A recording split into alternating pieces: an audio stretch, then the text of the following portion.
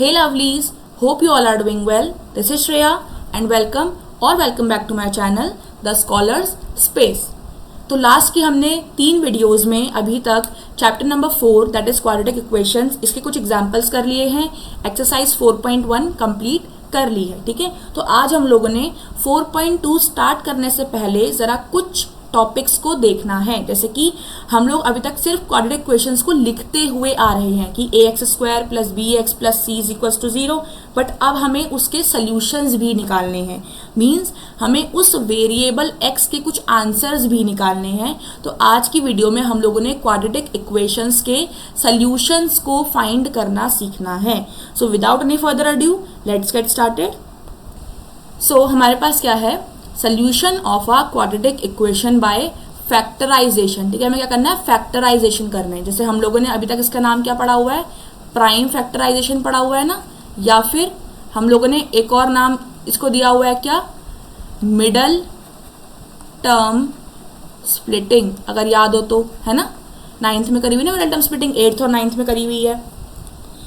ठीक है, तो देखो पहली चीज़ ये हमेशा याद रखनी है कि जिस भी इक्वेशन की हम बात कर रहे हैं, ठीक है, उस इक्वेशन की जितनी डिग्री होती है उतने ही हमारे पास उसके सॉल्यूशन बनके आते हैं. सीधी सी बात. ठीक है, जैसे मान लो कौन सी इक्वेशन की बात कर रहे हैं अभी हम लोग, क्वाड्रेटिक. मीन्स इसकी डिग्री कितनी होने वाली है, 2, है ना. तो इसके सॉल्यूशंस भी कितने आने वाले हैं, 2 ही आने वाले हैं. जैसे कि हम लोगों ने चैप्टर नंबर 1 में स्टार्ट किया था अल्फा एंड बीटा.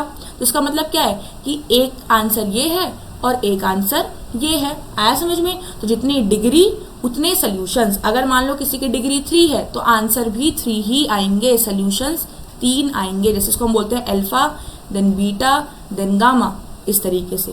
ठीक है, तो अभी हम बात कर रहे हैं quadratic, that is ax² + bx + c = 0. Means x की 2 वैल्यूज आएंगी because the highest power is 2. Okay, अब देखो हमारे पास या तो लिख के क्या आएगा, सॉल्यूशन ऑफ क्वाड्रेटिक इक्वेशन, ठीक है, या फिर लिख के आएगा जीरोज ऑफ क्वाड्रेटिक इक्वेशन. दोनों का मतलब सेम ही होता है. देखो कैसे, मान लो हमारे पास कोई इक्वेशन है 4x + 8 = 0. अभी मैं सिंपल, मैं क्वाड्रेटिक भी नहीं ले रही, मैं सिंपल ले रही हूँ. ये हो जाएगा 4x = -8. It will B x = -8/4 and x = -2, है ना. 4 2 8 हो जाएगा और माइनस का माइनस आ जाएगा. अब मेरे पास x की वैल्यू कितनी आ गई, 2 -2 सॉरी. तो ये सोल्यूशन बन गया मेरे पास. अब मैं इसी को ही 0 भी बोल दूंगी. कैसे बोलूंगी ये देखते हैं. ठीक है, मान लो मैंने इस -2 की वैल्यू को इस इक्वेशन में पुट कर दिया. ठीक है, तो ये मेरे पास क्या बन के आएगा, देखो 4 × -2 + 8 = 0. ठीक है, 4 2 8 और माइनस का माइनस, +8 = 0, माइनस प्लस माइनस 0 आया 0. तो क्योंकि सोल्यूशन की वैल्यू को दोबारा से इक्वेशन में पुट करने पर आंसर 0 बन के आता है, that is why the solution is also called 0 of the polynomial. आया समझ में. 0 का मतलब सिंपल क्या है कि सोल्यूशन को निकाला. अब उस सोल्यूशन को अगर मैं दोबारा से पुट करती हूँ तो क्या होता है, वो 0 ही बना के देता है. दैट इज वाई आप सोल्यूशन बोलो या फिर जीरोस बोलो, that is the same thing. आया समझ में. ओके, हम आगे जरा एग्जाम्पल से इसको समझने का ट्राई करते हैं. सी, हमारे पास एग्जाम्पल नंबर 3 क्या है, find the roots of the equation 2x² - 5x + 3 = 0 by factorisation. Means middle term splitting. अब देखो मेरे पास क्या लिखा हुआ है, रूट्स लिखा हुआ है. इसी रूट का मतलब क्या है, सोल्यूशन भी है. इसी रूट का मतलब क्या है, जीरोस भी है. आया समझ में. तो मतलब कि एक वर्ड के लिए हमारे पास 3 नाम निकल के आ गए हैं. ट्राई करते हैं. देखो हमने लिखा यहाँ पे 2x² - 5x + 3 = 0. अगेन 2 नंबर जिनको मल्टीप्लाई करने पे 6x² आ जाए. देखो 2 3 6 है ना, और प्लस या माइनस करने पर 5 आए. तो अगर ध्यान से देखो तो क्यों ना मैं 2 और 3 ले लूँ. 2 3 6 होता है और 2 + 3 5 होता है. होता नहीं होता है. तो मेरा काम ऐसे ही बन जाएगा.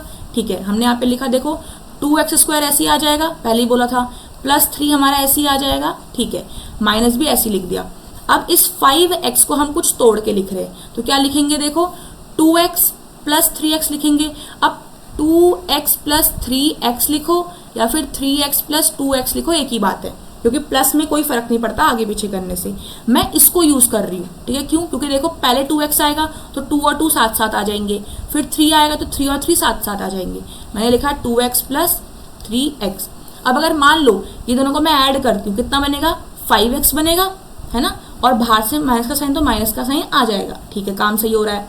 2x², ये अंदर मल्टीप्लाई होगा, -2x, अगेन अंदर मल्टीप्लाई होगा, -3x, देन +3 = 0।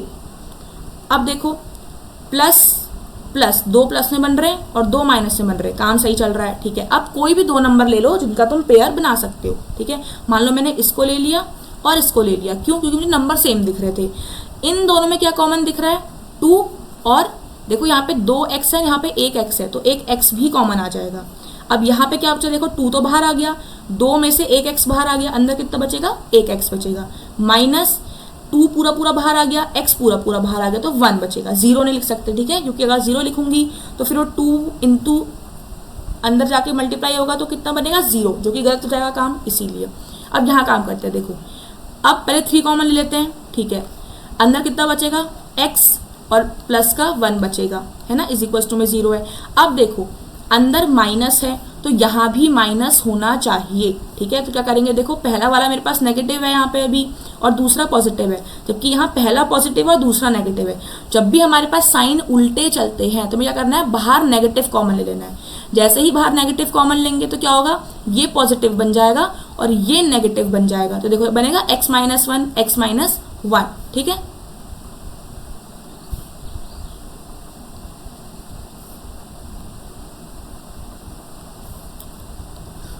इतना है समझ में। जब भी हमारे पास, यहाँ पे देखो प्लस माइनस माइनस प्लस, ठीक है, जब भी साइन, जैसे यहाँ पे प्लस माइनस चल रहा था, यहाँ पे माइनस प्लस चल रहा था, जब भी साइन फ्लिप में चलते हैं तो माइनस साइन कॉमन ले लेते हैं। माइनस कॉमन लेने से क्या होता है, अंदर के साइन पलट जाते हैं, जो नेगेटिव था वो पॉजिटिव बन गया, जो पॉजिटिव था वो नेगेटिव बन गया। अब x - 1 x - 1 फिर से सेम आ रहा है, तो इसको फिर हमने कॉमन ले लिया। अब बचा के अंदर देखो 2x बचा और माइनस का 3 बचा, = 0। अब एक बार इसको 0 के बराबर रखेंगे, एक बार इसको 0 के बराबर रखेंगे, तो यहाँ पे हो जाएगा x - 1 = 0, इसका मतलब x = 1, है ना, माइनस यहाँ के प्लस हो जाएगा, ठीक है। एक बार 2x - 3 = 0, तो 2x = +3 हो जाना है, तो x = 3/2 बन जाना है। तो देखो x की 2 वैल्यू आ गई, 1 और 2, आई नहीं आई। ये हमने कहा था कि जो भी डिग्री होती है उतने सॉल्यूशंस हमारे पास आते ही आते हैं। इजी था, ठीक है। अब हमारे पास क्या है, भले ही आप इसको अल्फा बोल लो, इसको बीटा बोल लो, कुछ भी मर्जी है, ठीक है, या x1 x2 बोल लो, जो मर्जी है आप उसको ये बोल सकते हो। बस इतना ध्यान रखना है, क्योंकि पावर 2 थी तो 2 आंसर मेरे पास निकल के आ गए, बस, ठीक है। Now see example number 4, find the roots of the quadratic equation this, ठीक है। हमें क्या करना है, 6x² - x - 2 = 0 के सॉल्यूशंस फाइंड करने हैं, ठीक। देखो हमें इसमें सेम काम करना पड़ेगा, दैट इज पहले इन दोनों को मल्टीप्लाई कर देंगे ना, बाहर वालों को, तो ये बनेगा 12x²। अब 2 नंबर जिनको मल्टीप्लाई करने पर तो 12 आ जाए और प्लस या माइनस करने पर कितना है, 1 आए, क्योंकि 1x लिखा हुआ है ना। तो देखो अगर ट्राई करोगे, थोड़ा दिमाग लगाओ, तो मेरे पे 2 नंबर आ जाते हैं, कौन कौन से, 3x and 4x, है ना, 3 4s are 12 and 3 - 4 will be minus का 1, ठीक है। तो देखो यहाँ पे क्या लिखेंगे, इसको मैंने सेम ऐसे लिख दिया, ठीक है, और इसको मैंने सेम ऐसे लिख दिया। अब बात करेंगे इसकी। अब क्योंकि माइनस बाहर है तो अंदर माइनस नहीं बनना चाहिए, तो मैं उसको 4x - 3x लिख देती हूँ, क्योंकि 4 - 3 1 बनेगा प्लस का, और बाहर से फिर माइनस है ही पहले से, ठीक है। अब ये बन जाएगा ब्रैकेट ओपन करके 6x² - 5x minus minus plus 3x - 2 = 0, ठीक है। अब इसे कॉमन ले लेते हैं और इसे कॉमन ले लेते हैं, जिसको मर्जी कॉमन ले सकते हैं, उसमें कोई प्रॉब्लम नहीं है, ठीक है। तो ये क्या बनेगा, देखो इसमें और इसमें 2 की टेबल कॉमन है और एक x कॉमन दिख रहा है, ठीक है। 2 3s are 6 होता है, 3 बच गया अंदर, और 2x में से एक x बाहर आया तो एक x अंदर बच गया, देन माइनस x तो पहले ही बाहर आ चुका है, तो 2 2s are 4 होगा, ठीक है। अब यहाँ पे देखो ना ही यहाँ पे x कॉमन है, ना ही यहाँ पे 3 और 2 कॉमन है। और ध्यान से देखो तो 3x -2 सेम बन रहा है, तो डायरेक्टली हम लोग 1 कॉमन ले लेंगे, क्योंकि 1 से किसी को भी मल्टीप्लाई करो कोई फर्क नहीं पड़ता, दैट इज वाई। तो अंदर क्या बचेगा, 3x - 2 = 0। डन। अब देखो 3x - 2 अगेन कॉमन आ जाएगा, 3x - 2, ठीक है। अंदर क्या बचेगा, 2x + 1 = 0। अब एक बार इसको 0 के बराबर रखेंगे, एक बार इसको 0 के बराबर रखेंगे, that is 3x - 2 = 0 and 2x + 1 = 0। तो हो जाएगा 3x = 2, माइनस का था कि प्लस हो जाएगा, x = 2/3 एंड यहाँ पे देखो 2x = -1, क्योंकि यहाँ पॉजिटिव था तो यहाँ नेगेटिव हो जाएगा, x = -1/2। देखो एक वैल्यू आ गई 2/3, एक वैल्यू आ गई -1/2। इसका मतलब अल्फा आ गया 2/3 और बीटा आ गया -1/2। भले इसको बीटा मान लो और इसको अल्फा मान लो, कोई प्रॉब्लम नहीं है। आया समझ में, इजी था, ठीक है। Let's move on to the example number 5। तो उसने हमें एग्जाम्पल नंबर 5 दिया है, find the roots of the quadratic equations 3x² - 2√6x + 2 = 0। ठीक है, इस बार रूट में क्वेश्चन आ गया मेरे पास, ठीक है। पहला काम सेम, बाहर वाले नंबर्स को मल्टीप्लाई करते हैं, तो 3 × 2 = 6x²। अब ऐसे दो नंबर सोचने हैं जिनको मल्टीप्लाई करने पर तो 6 आ जाए, ठीक है, लेकिन प्लस या माइनस करने पर √6 आए। इसका मतलब देखो मुझे √6 और √6 तो लेना ही लेना पड़ेगा, ठीक है। अब अगर ध्यान से देखो, √6 × √6 कितना होता है, 6 हो जाएगा ना, क्योंकि अगर रूट के अंदर सेम नंबर होते हैं तो एक नंबर पूरा पूरा प्रॉपर बाहर निकल जाता है, ठीक है।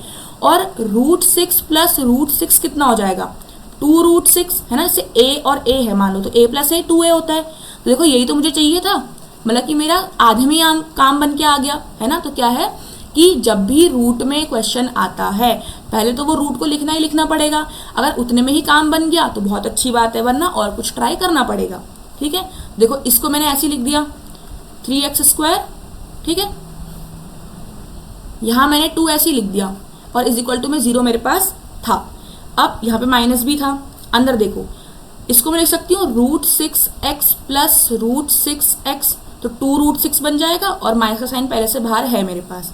ब्रैकेट को ओपन करते हैं, -√6x, then minus plus again -√6x, then +2 = 0। अब चाहे तो इसको और इसको कॉमन ले लो या कुछ ही को भी कॉमन ले सकते हैं। अगर मान लो मैंने यहाँ और यहीं कॉमन लिया, ठीक है, तो देखो एक तो x कॉमन आएगा, ठीक है। अब देखो 3 लिखा है और √6 लिखा है, अब √6 तो और नहीं कैंसिल आउट हो सकता ना, क्योंकि पहले छोटा हो गया है। अगर मैं 3 को लिखूँ, 3 मेरे पास क्या होता है, 3 को मैं √3 × √3 बोल सकती हूँ, क्योंकि मुझे रूट में काम करना पड़ेगा कुछ ना कुछ कॉमन निकालने के लिए, ठीक है। √3 लिख सकती हूँ, और √6 को मैं √2 × √3 लिख सकती हूँ, है ना। और 2 का भी बात करते हैं, यहाँ पे 2 को मैं √2 × √2 बोल सकती हूँ, ठीक है ना। अब देखते हैं, देखो 3 को मैंने लिखा √3 × √3 और 6 को लिखा मैंने √6 को √2 × √3, तो देखो √3 कॉमन आ जाएगा दोनों में, तो मैंने √3 यहाँ पे कॉमन और ले लिया, साथ में √3x कॉमन ले लिया, तो अंदर क्या बचेगा, देखो 3 के लिए एक √3 बचेगा और एक x था तो एक x बचेगा। यहाँ पे देखो √6 में से √3 कॉमन आ गया तो √2 बचेगा, माइनस का √2 बचेगा और x मैंने पहले से बाहर ले लिया, ठीक है। अब यहाँ देखो पहला टर्म पॉजिटिव है, दूसरा टर्म नेगेटिव है, यहाँ पहला नेगेटिव है दूसरा पॉजिटिव, तो माइनस कॉमन ले लेंगे, साइन उल्टे हो जाएंगे, ठीक है। अब यहाँ देखते हैं क्या कॉमन आएगा, देखो √6 के लिए √2 × √3 लिखा है और 2 के लिए √2 × √2, तो यहाँ पे √2 कॉमन हो जाएगा, तो मैंने √2 कॉमन निकाल दिया। तो अंदर क्या बचेगा, देखो √6 के लिए √3 बचेगा और √2 के लिए √2 बचेगा, तो यहाँ पे हो जाएगा -√2, यहाँ पे x और आ जाएगा, ठीक है। क्यों, देखो माइनस माइनस प्लस हो जाएगा बाद में, ठीक है। अब देखो √3x - √2, √3x - √2, तो इसे कॉमन निकाल देते हैं दोबारा से, ठीक है। और यहाँ क्या बचेगा, √3x - √2, देखो सेम बन गया ना, ठीक है। अब यहाँ पे हम निकालते हैं वैल्यूज, एक बार √3x - √2 = 0 हो जाएगा, एक बार √3x - √2 = 0, तो यहाँ से हो जाएगा √3x = √2 और x is equals to √2 upon √3। ठीक है, सेम यहाँ पे √3x इज इक्वल्स टू √2 और x is equals to √3 upon √2।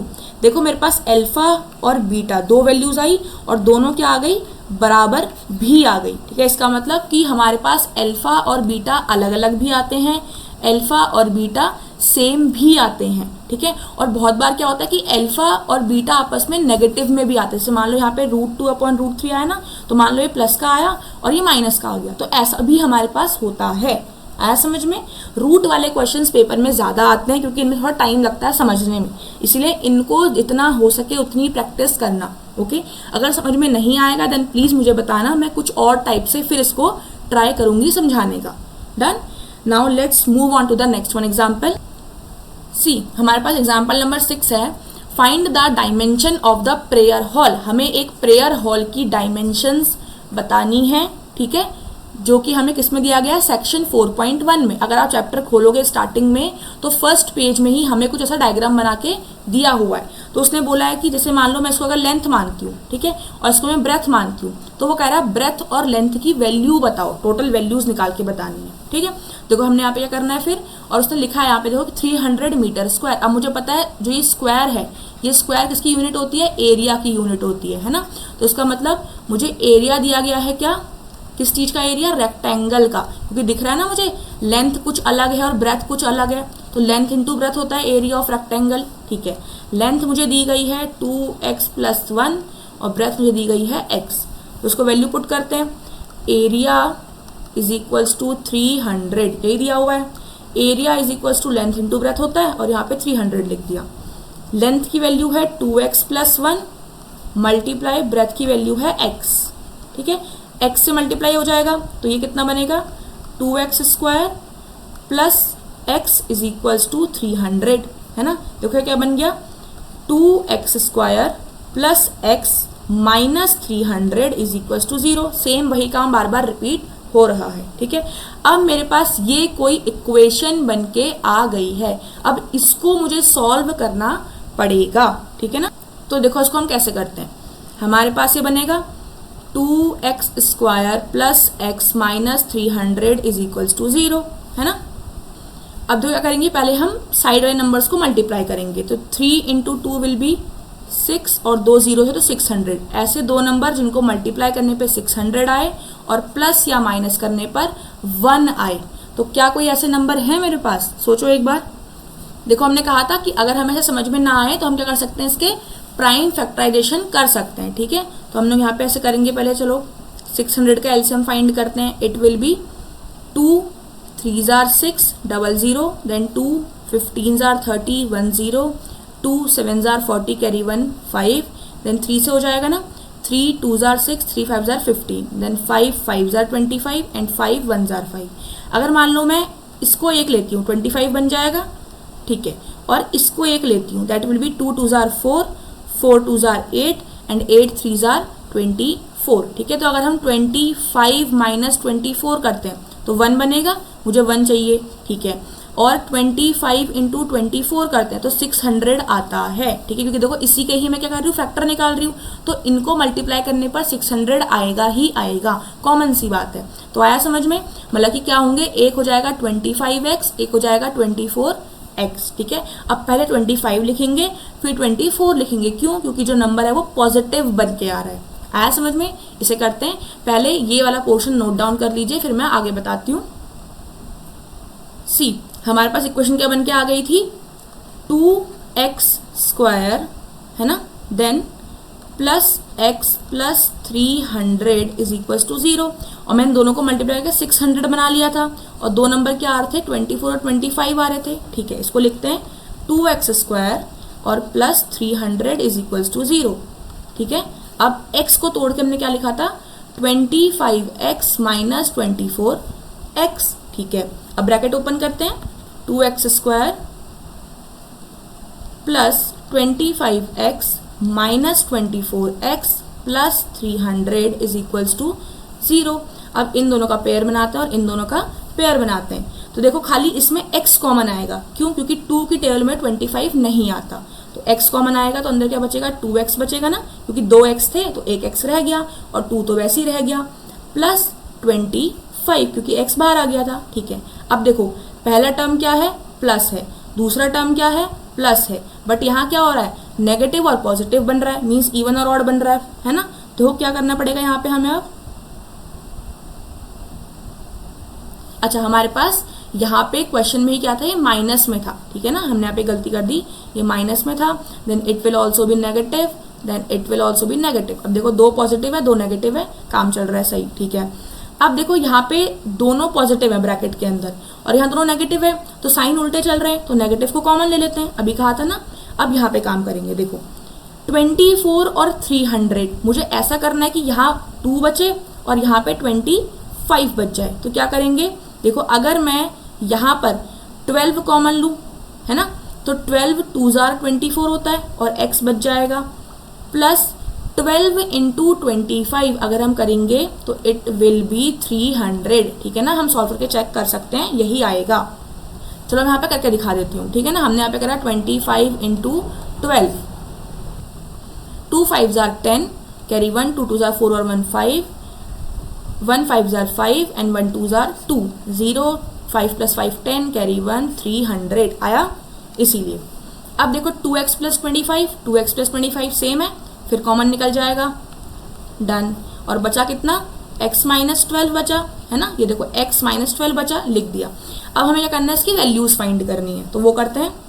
अब हम इनकी वैल्यूज निकालते हैं, है ना। तो क्या बनेगा, देखो एक बनेगा 2x plus 25 is equals to 0 और एक बनेगा x minus 12 is equals to 0। यहाँ देखो क्या हो जाएगा, ये 2x is equals to minus 25, then x is equals to minus 25 upon 2, ठीक है। और यहाँ बनेगा x इज इक्वल्स टू 12। देखो हमने ब्रेथ को हमें x माना था ना, हमने यहाँ पे इसको ब्रेथ माना था, तो ब्रेथ मेरे पास कितनी आ गई है, 12 आ गई है, ठीक है, 12 मीटर, ठीक है, आंसर आ गया। अब अगर लेंथ पे ध्यान दो, है ना, क्योंकि ये x है तो ये यहाँ पे से कुछ और बन के आएगा। अब एक को अगर मैंने ब्रेथ माना तो एक को मुझे लेंथ मानना पड़ेगा, बट देखो यहाँ पे क्या है कि नेगेटिव आ रही है और किसी भी शेप की जो साइड्स होती है वो नेगेटिव नहीं हो सकती। तो हम यहाँ पे क्या लिखेंगे, since the value of x is negative, ठीक है, क्योंकि ये नेगेटिव आ रही है तो we will not consider this value, ठीक है, क्योंकि हमें पता है हम साइड्स को नेगेटिव कभी नहीं ले सकते, तो हम इसको कंसिडर करेंगे ही नहीं। हमारे पास कितनी आ गई ब्रेथ, 12 मीटर आ गई। अब इसी की हेल्प से मुझे ये लेंथ फाइंड करनी पड़ेगी, ठीक है। मैं यहाँ पे लेंथ फाइंड कर दे रही हूँ, तो लेंथ मुझे क्या पता है, 2x प्लस 1 पता है, तो 2x की वैल्यू हमने कितनी निकाली है, अभी 12 निकाली है, 12 प्लस 1, तो 2 इंटू 12 कितना हो जाएगा, 24 प्लस 1 दैट विल बी 25। इसका मतलब हमारे पास लेंथ कितनी आ चुकी है, 25 मीटर आ चुकी है और ब्रेथ कितनी आ चुकी है, 12 मीटर आ चुकी है। ठीक आया समझ में, तो ये हमारे पास क्या आ गया, आंसर आ गया। अगर आप ट्राई करो तो 25 इंटू 12 ही 300 होता है, अभी हमने मल्टीप्लाई भी किया था, है ना, और ये हमारे पास इस पूरी कंडीशन में फिट भी बैठ रहा है। आई होप ये पूरा समझ में आया होगा, ठीक है। Do revise the whole exercise and the previous videos. Next video में हम लोग 4.2 एक्सरसाइज को कंटिन्यू करेंगे। अगर कोई भी क्वेरी होती है then do let me know in the comment section, okay. अगर कोई एक्स्ट्रा क्वेश्चंस भी पूछने होते हैं then you can always ask me in the comment section, okay. हम ट्राई करेंगे कि हम उसके बाद कोई एक ऐसी साइट या फिर कोई एक इंस्टाग्राम आईडी बना जिसमें कि आप मुझसे क्वेश्चंस पूछ सकें। टिल देन आप कमेंट सेक्शन में मुझसे जो पूछना हो पूछ सकते हैं। We will meet in the next video with the exercise 4.2। Till then अच्छे से रिवाइज करिए and thank you. I really hope that you find the video helpful and informative. If so, then please don't forget to like the video, share it with your classmates and subscribe to the channel. We will meet in the next video. Till then, stay safe, study well and thank you.